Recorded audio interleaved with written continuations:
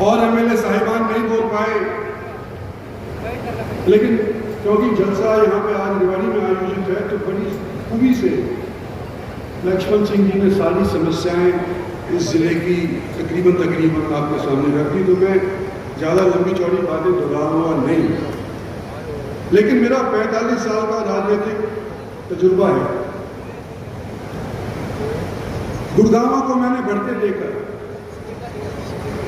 वो गुड़गांव जो एक टाइम के ऊपर छोटा सा एमसी या म्यूनिसिपल कमेटी हुआ करता था, जैसे कि रेवाड़ी आज के दिन है, आज के दिन वो उत्तर हरियाणा का सबसे प्रसिद्ध और मालदा शहर बन गया है, जो 70% तक हरियाणा के राजस्व में अपना योगदान देता है। गुड़गांव तो डेवलप हो गया, लेकिन जिस तरह से इसको डेवलप होना चाहिए था उस तरह से गुड़गांव डेवलप नहीं हो पाया। और हम सालों साल देखते आ रहे हैं कि जब बरसात आती है किस तरह से जल भराव गुड़गांव के अंदर हो जाता है, करोड़ों रुपए खर्च करने के बाद, और आगे डेवलपमेंट होने लग रही है। हर एक प्रांत के लोगों की अगर किसी नए जगह के ऊपर आंख टिकी हुई है तो वो रेवाड़ी के ऊपर। गुड़गांव के बाद सबसे ज्यादा लोग आज के दिन अपना घर, अपना कारोबार, अपना धंधा रेवाड़ी आकर करना चाहते हैं। कोई रोहतक नहीं जाना चाहता, कोई हिसार नहीं जाना चाहता। दिल्ली के आसपास अगर कोई क्षेत्र अगले 10 सालों के अंदर बढ़ेगा तो वो रेवाड़ी बढ़ेगा। मेरी आशा ये है कि जब रेवाड़ी डेवलप हो तो गुड़गांव जैसे तरीके से डेवलप करेगा। आज गुड़गांव राजस्व तो देता है, लेकिन लोग वह पोस्टिंग इस तौर के ऊपर चाहते हैं कि जब हम यहाँ से छोड़ करके जाएंगे तो यहाँ के कमाए पैसे आलिशान तौर के ऊपर अपने घर बना करके खर्च करें। डेवलपमेंट ठीक नहीं हुआ गुड़गांव के अंदर। हमारी सरकार की गलती नहीं है, हमारे से पूर्व सरकार हरियाणा के अंदर जो थी उन लोगों की गलती है कि काट करके बेचे।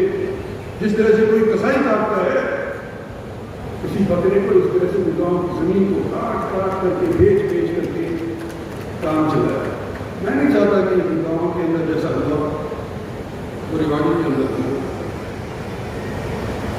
और आज इस जिले के अंदर जहां आप उपस्थित हुए हैं उन चंद जिलों में से है जहां पर 100% भारतीय जनता पार्टी के टिकटार्थियों को जिता करके भेज रहे हैं। आप बगल के अंदर गुड़गांव है, यहां रेवाड़ी है, तीनों के तीन एमएलए आज हमारे बीच के अंदर बैठे हुए हैं। और आज इतनी पब्लिक रेवाड़ी की भी आई है, बावल की भी आई है, हो सकता है पटौदी की और कौशली की भी आई हो। ये कह रहे हैं, मेरे मार्फत कह रहे हैं कि हमने मुख्यमंत्री जी सरकार को बनाने में अपना दिल पूरा लगा करके योगदान देते हुए तीसरी सरकार में। ऐसा ना हो कि हमारे इस योगदान को नजरअंदाज किया जाए। और आज आपसे बड़ी उम्मीद लेकर के हम सारे स्टेज वाले और हम सारे के सारे जो नीचे बैठे हुए हैं इस जलसे के अंदर सब उम्मीद करते हैं कि जिस तरह से अब तक आप चलते आए हो, अगले 4 साल के अंदर ये मांगे जो यहाँ पर मन से उठाई गई है सो पूरी होगी। मैं मुख्य तौर के ऊपर बड़े मानचित्र के ऊपर चर्चा करना चाहता हूँ कि हमारी पार्टी के वर्कर्स ने काम किया, हमारे सारे के सारे लोगों ने काम किया। और पानी की समस्या का जिक्र लक्ष्मण सिंह ने भी किया। हमारा धारवेड़ा एक औद्योगिक क्षेत्र है, बसानी बैराज बगल के अंदर है, गंदा पानी जाता है उसके अंदर, साफ होकर के भी नहीं जाता, जहां तक कि वहां पे मछली नहीं पल सकती। बड़ा गहर बन गया लेकिन मछली मर जाती है। वहां पर ये विदेशी पक्षी आते हैं सर्दियों के अंदर, एक भी आकर के पक्षी वहां पर नहीं रहता। ये पानी मसानी के अंदर गंदा पानी जाना बिल्कुल बंद हो जाए, क्योंकि ये केवल मसानी की बात नहीं है, रेवाड़ी के 20 गांव के अंदर इस पानी का प्रदूषण पहुंचता है। और कभी बरसात के अंदर आप आओगे, अभी तो अभी हमारा हिस्सा पावर का बताया है, बरसात में आप आइएगा, आपको रोड से आना पड़ेगा, आपको पता चलेगा कि नेशनल हाईवे के ऊपर राजस्थान के इंडस्ट्रीज का पानी किस तरह से जल बहाव करता है और वहां पर आना जाना असंभव होगा। पिछले दिनों के अंदर यहाँ पर हमारे कुछ साथी दलों ने मिल करके राजस्थान से जो गंदा पानी आता है उसको रोक दिया। स्वामी जी बैठे हुए हैं, ये एमएलए साहब बन गए, जो बांध लगाया था हमने वो तोड़ दिया इन्होंने। मतलब राजस्थान का गंदा पानी हमारे आने लग रहा है या इसकी संभावना है? भाई हर अपना खुद महफूज करो।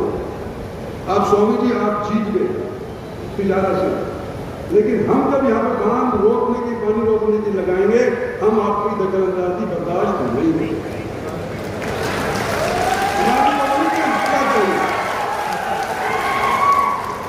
और यही चित्रदुर्ग के 7 साल से 8 साल से हाईवे चल रहे हैं, बन रहे हैं, बन नहीं पाए। अशोक सिंह ने भी कहा, मैं भी कह रहा हूं, ये हरियाणा स्टेट के हाईवे केंद्र सरकार के कितनी बढ़िया बन गए। अब हम किसको दोष दें? दुश्मन जी को तो दे नहीं सकते जो हमारी पार्टी के मंत्री हुआ करते थे, लेकिन आज के दिन स्टेट हाईवे और स्टेट के पीडब्ल्यूडी के अंदर अगर देखा जाए माइक्रोस्कोप से, तो हरियाणा के अंदर जिसके पास ये विभाग था उन्होंने दुरुस्त काम नहीं किया और ये हाईवे भी करके बने हुए। तो कृपा करके इसके ऊपर ध्यान जरूर दें। मैं एम्स का भी थोड़ा जिक्र करना चाहता हूँ। बड़ी मशक्कत के बाद 10 साल के बाद सन 14 या 15 के अंदर अनाउंसमेंट हुई थी खड़गे साहब की गाँव के अंदर। 8-9 साल के बाद ये एम्स यहाँ पर स्थापित हो गया है। प्रधानमंत्री ने उसका शिलान्यास कर दिया। हाईवे पे बिल्कुल सटा हुआ तो नारनौल को हाईवे जाता है, नेशनल हाईवे बन गया है, लेकिन बीच में रेलवे लाइन आती है। करोड़ों का एम्स, देश के 22 एम्स में से एक एम्स हरियाणा के इस क्षेत्र को जो भारत सरकार ने प्रधानमंत्री ने दिया है, लफड़ा इस बात का पड़ा हुआ है कि हाईवे से एम्स रेल की पटरी पार करने के बाद कैसे पहुंचे। और मैंने पीडब्ल्यूडी का जिक्र मैं कर रहा हूं, तो पीडब्ल्यूडी ने कहा कि हमने मंजूरी ले ली है, हाईवे से लेकर के एम्स जाने के लिए हमने मंजूरी ले ली है। रेल के नीचे अंडरपास बना करके हम एम्स के लिए रास्ता देंगे मरीजों को। और खर्चा कितना आएगा? 52 करोड़ रुपए। और पहले जो प्रस्तावित था कि फ्लाई ओवर बनाओ, जो अंडरपास है उसमें तो पानी साल के 3 महीने 4 महीने भरा रहता है। कितने लोग उस पानी के मार्फत जाएंगे, खासतौर पर अगर मरीज हुए तो। जो फ्लाईओवर का खर्चा था अनुमानित 102 करोड़ रुपए, यानी सिर्फ डबल। इतने बड़े एक एम्स के लिए हम 50 करोड़ के पीछे एक ढीला सा रास्ता लेंगे। तो इसके ऊपर पुनर्विचार करने मुख्यमंत्री जी, हमारे को फ्लाईओवर चाहिए। और जितना डिले होगा उतना पैसा खर्च और होगा।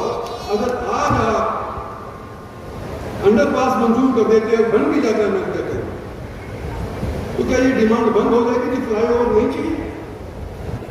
पॉपुलेशन बढ़ रही है और आज से 5 साल बाद 4 साल बाद ये डिमांड फिर उठेगी कि हमारे को फ्लाईओवर चाहिए, अंडरपास पर्याप्त नहीं है। और जब फ्लाईओवर का खर्चा जो आज के दिन 100 करोड़ है वो 500 करोड़ हो जाएगा। और मैं अनुभव से बोल रहा हूं, आज से 2 साल पहले गुड़गांव के अंदर भारत सरकार ने, मोदी सरकार ने मेट्रो का विस्तार मंजूर किया। चारों तरफ गुड़गांव को मेट्रो से जोड़ने का जब अप्रूवल हुआ, वो खर्चा और 2 साल के भीतर जो अब खर्चा अनुमानित है वो दुगना हो। 2 साल के भीतर भीतर दुगना हो गया है, और जब तक बनेगा तो चौगुना हो जाएगा। तो मैं कहता हूं कि सस्ता रहे, बार बार महंगा रहे, एक बार हमारा जो महंगा वाला हो।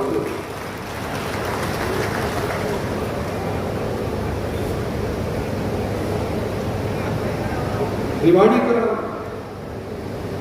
जल भराव गुड़गांव की तरह जी वही लगता है, सोची का जिक्र कर ही दिया। गंदे पानी का भी मैंने जिक्र कर दिया। आपके साथ सारे तो यहाँ पर जो एमएलए बैठे हैं, सारे के सारे यहाँ पर जो मंत्री बैठे हैं, क्योंकि शर्मा जी को भी हम अपने मंत्री मानते हैं, यहाँ के सारे एमपी आपके साथ, पार्टी वाले आपके साथ, जब मेरे साथ कोई रहा हो या ना रहा हो, लेकिन आपके साथ आपकी जरूर है, और हमारा हक पड़ता है कि हमने आपके